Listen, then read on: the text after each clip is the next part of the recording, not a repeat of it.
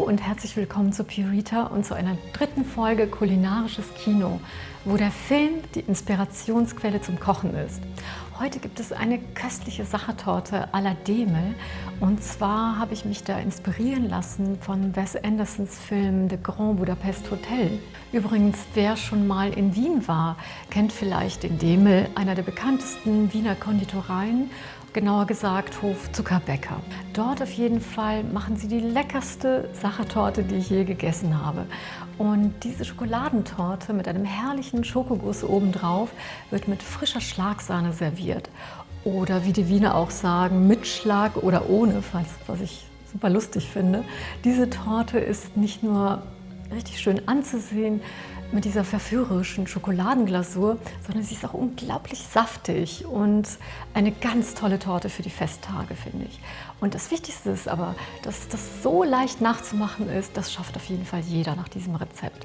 Und was der Film The Grand Budapest Hotel und die Sachertorte à la Demel gemeinsam haben, das verrate ich euch am Ende des Videos. Da sprechen wir ein bisschen über den Film. Also dranbleiben und für die ganz Ungeduldigen von euch starten wir jetzt auch direkt mit den Zutaten. Los geht's! Für unsere Sachertorte brauchen wir folgende Zutaten: 1 Teelöffel Vanillezucker, 1 Teelöffel Orangenaroma, 180 Gramm Kristallzucker, 40 Gramm Puderzucker, 130 Gramm Kuvertüre, 20 Gramm Kakaopulver, 5 Milliliter Rum, eine Prise Salz, 7 Eier getrennt, 130 Gramm Butter und 120 Gramm Mehl. Für die Glasur brauchen wir 200 Gramm Marmelade, Aprikosenmarmelade, 150 Milliliter Sahne und 150 Gramm Kuvertüre. Für unsere Sachertorte brauchen wir diese Küchenhelfer hier. Und die verlinke ich euch am besten da unten in der Beschreibung.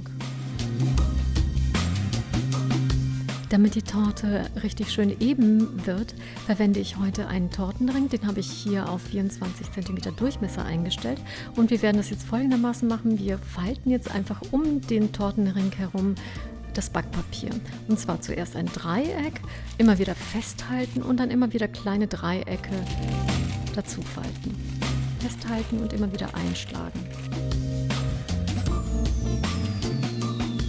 Drehen und dann wieder einschlagen.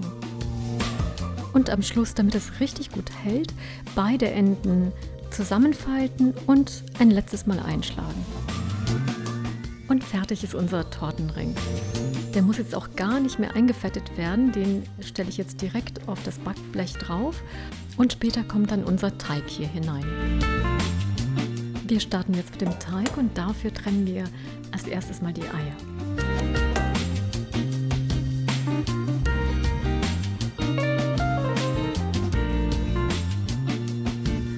Das Eiweiß und das Eigelb stelle ich jetzt mal zur Seite und wir kümmern uns jetzt mal um die Schokolade. Die werden wir erst im zweiten Schritt temperieren, aber vorher zerkleinern wir sie. Und zwar, je kleiner man die Schokolade schneidet, desto schneller und besser können wir sie schmelzen.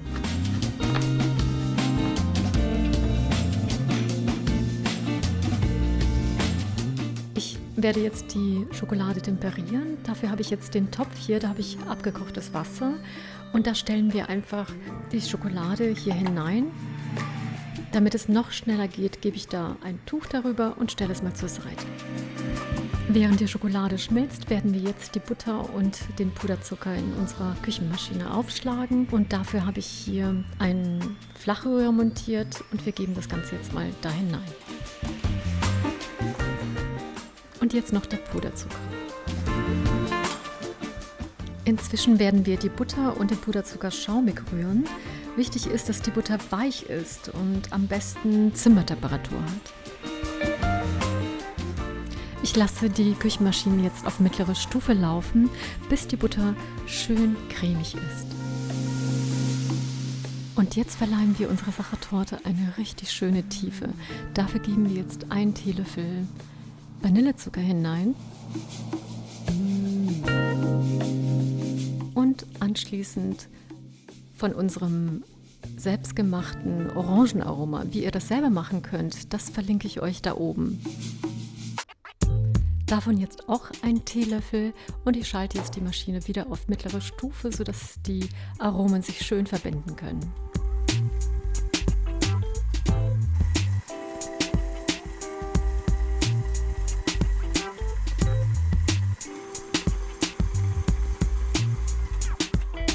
Und jetzt kommt unser Eigelb dran.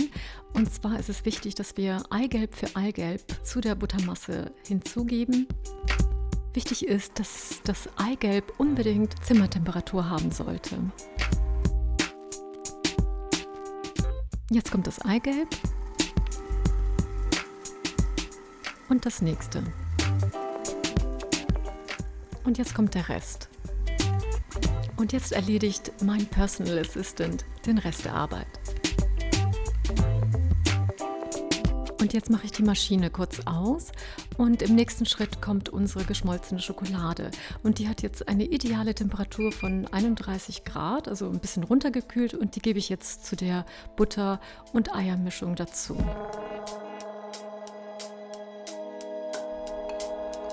Und jetzt wieder ein bisschen Arbeit für unseren Personal Assistant. Das sieht schon wirklich richtig lecker aus, cremig. Und bitte nicht dazwischen naschen, das mag er nämlich gar nicht. Damit sind wir jetzt fertig und im nächsten Schritt machen wir jetzt den Eischnee. Dafür nehme ich jetzt den Kristallzucker und das Salz und gebe das jetzt mal zur Seite. Wichtig ist, dass man den Zucker jetzt nicht sofort hineingibt, sondern wir schlagen jetzt erst einmal das Eiweiß auf.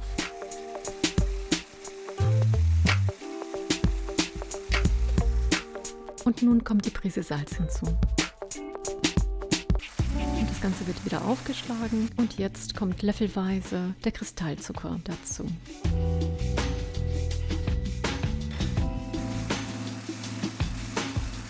Und wenn das Eiweiß schon langsam cremig wird, geben wir den Rest hinein. Und jetzt kommt es auf den Zeitpunkt an, wann die richtige Konsistenz erreicht ist. Es darf nämlich nicht zu steif, aber auch nicht zu flüssig sein. Und das können wir feststellen mit dem kleinen Zipfeltest. Wenn der so stabil und kompakt ist, dann ist er perfekt.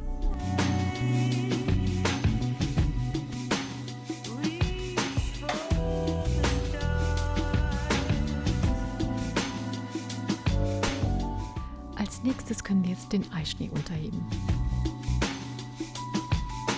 Dafür geben wir erst einmal einen kleinen Teil hinein und vermischen es vorsichtig vom Rand zur Mitte hin.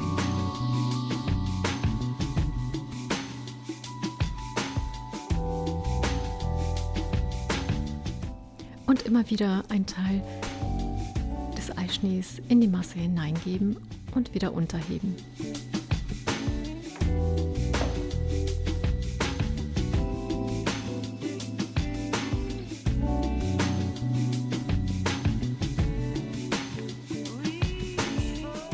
Und nun sieben wir das Mehl zusammen mit dem Kakaopulver direkt über die Masse.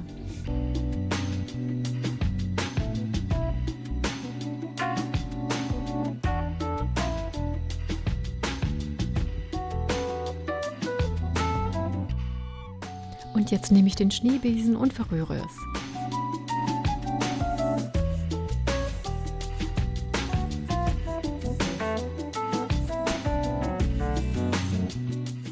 Der Teig sieht jetzt super aus und den gießen wir jetzt in unsere Backform hinein.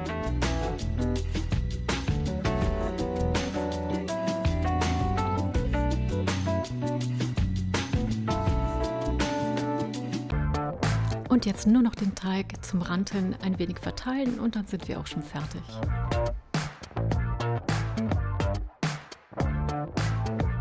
Der Teig kommt jetzt in den vorgeheizten Backofen bei 160 Grad Ober- und Unterhitze für ca. 50 Minuten.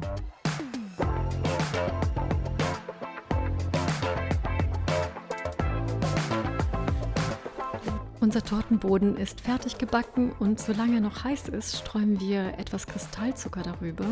So bleibt er schön saftig.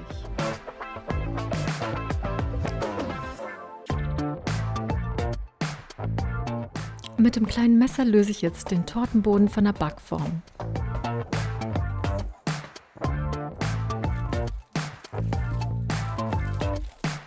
und den Tortenring vorsichtig entfernen. Ich gebe jetzt das Backpapier darauf und nun lege ich das Gitter darüber und jetzt können wir auch den Kuchen schon stürzen. Wir lassen ihn jetzt 1 Stunde auskühlen und dann teilen wir den Boden in 2 Hälften. Damit er nicht austrocknet, bleibt das Backpapier noch drauf, so bleibt der Kuchen auch schön saftig.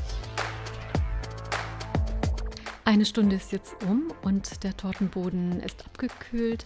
Wir können jetzt auch das Backpapier entfernen.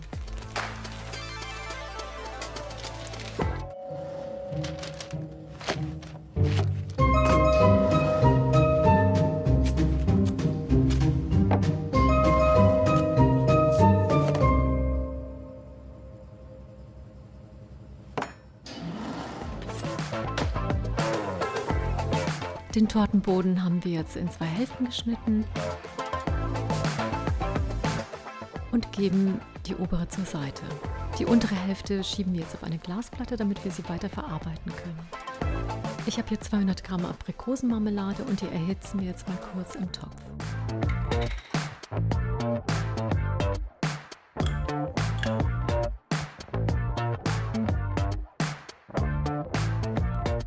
Und heute hat die Marille ein Blind Date mit dem Rum. Und nun kommt unsere Glasur dran. Dafür erhitzen wir jetzt die Sahne. Und jetzt ein wenig Gesichtswellness.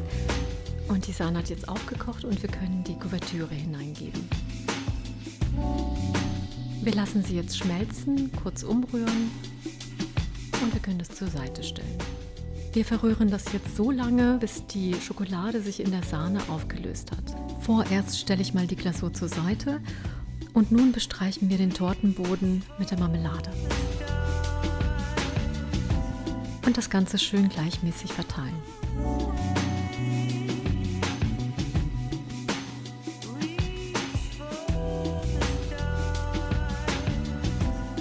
Und jetzt kommt die zweite Hälfte drauf.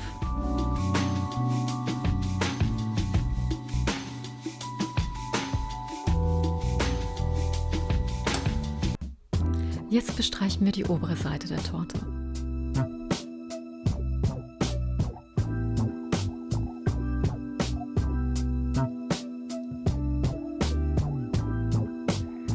Und jetzt kommen die Ränder dran.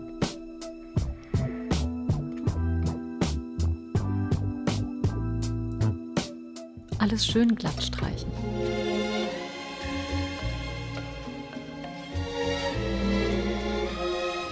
Zum Schluss kriegt unsere Sachertorte ihren glänzenden Schokomantel.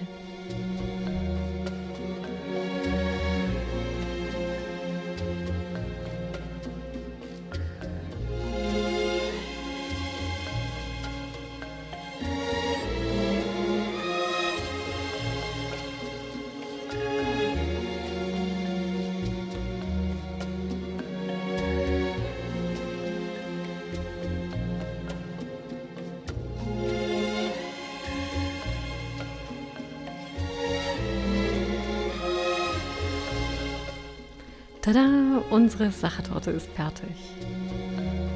Nachdem die Torte bei Zimmertemperatur abgekühlt hat, können wir sie jetzt endlich vernaschen.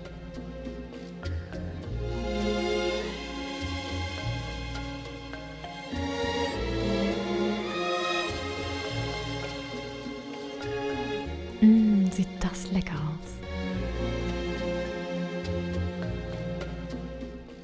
Und jetzt kommt noch die Krönung, das Schlagoberst und der Kaffee dazu.